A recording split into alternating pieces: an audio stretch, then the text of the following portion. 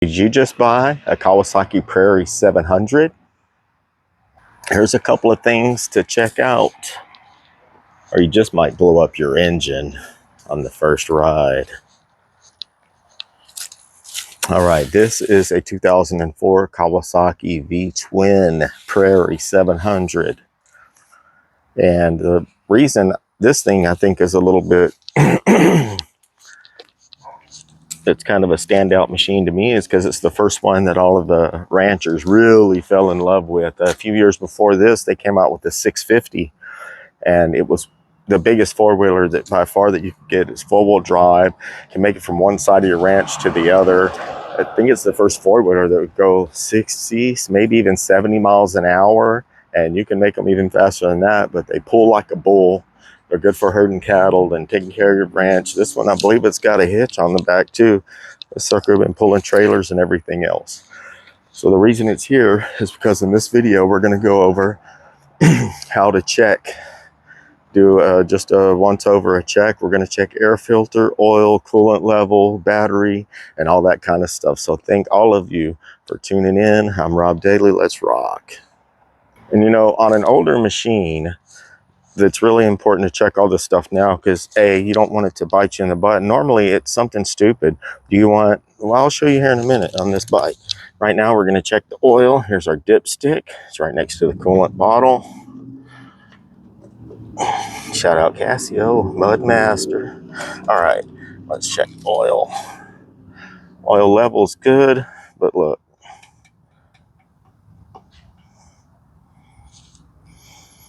Definitely smells a little bit like fuel. We'll check. We need to check for cracked vacuum lines. I believe this has a vacuum actuated petcock. And they also say that the fuel leaks out a little bit, and we'll investigate that. It sounds like the carbs probably need to be taken off and cleaned. So there's your oil level.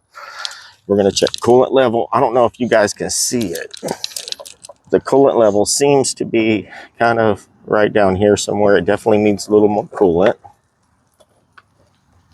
But it doesn't smell bad. It smells very, very heavy coolant smell in there. And I can't, the window's pretty cloudy. Well, that's what you get with 24-year-old plastics. So there we go. Coolant level's good. However, this one I'm going to drain all the coolant out. Flush it. I'm going to flush it, drain it, and refill it. So there, oil level, coolant level. We're going to check the tires for dry rot. Which this dude, it's off-road only. And I don't know, they got another 30 years left in them, I think. I'm kidding. It's better to replace them while they're at the mechanic than to wait until you got a blowout and I got to come pick the damn thing back up, bring it back over here, yada, yada, yada. All right, so there it is. Now, the next thing that we really need to check here is the air filter. Air filter's pretty simple. You got this little nug here. You can open it with a penny or a quarter, and it comes up, lift up, and out, like that, up and out. All right, while we got that open, let's take the seat. The latch is right over here. Let's go ahead and pop it off because we're gonna have to test this battery. I unhooked the battery just because I wasn't sure about it. Another thing runs like crap, so it's probably because the carbs have been sitting. Okay, we definitely need to clean all this up. Here's our air box. That one little nug, up and out, up and out. Okay, we got 4 clips. Alrighty, and this is our air filter. And what you guys did not see is this, because I peeked in there a minute ago. That was it. I had to vacuum most of it out of there. There's still some gooiness in there. But here's the air cage. This pops up, and your air filter just wraps around this cage, which is made out of screen and metal. And we're going to set it off to the side. So there you have it. Because now I am going to remove the air box, you just clean this up, put your new air filter on it, pop it back on there. You got 3 screws. This was missing one, and I bet I'll find it down in there somewhere.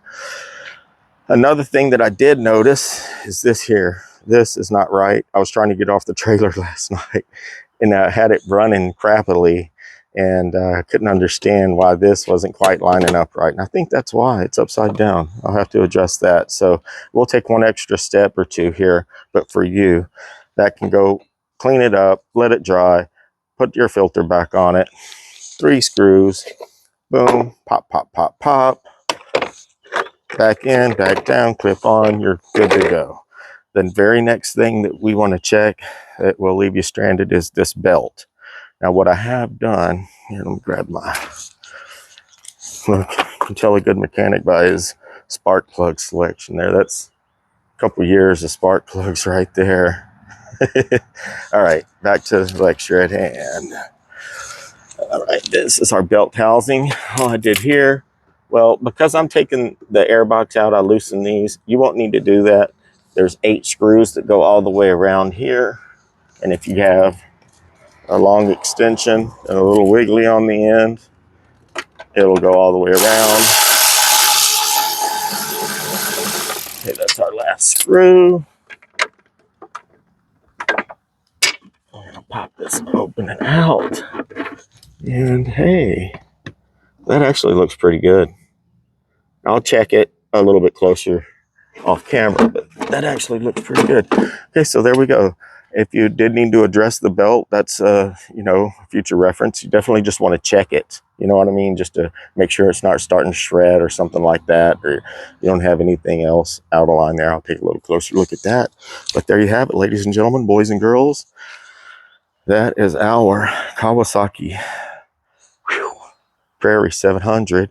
We'll test the battery real quick, and in the next video, we're going to show you how to do oil, filter, refill, and I think that's about it. I appreciate all you guys for tuning in, but oh wait, I'm not signing off yet. Dang, I'm gonna check this battery out. All right, hold on. My apologies, fellows. This dude is, here, let me show it to you. It's just a Harbor Freight battery tester.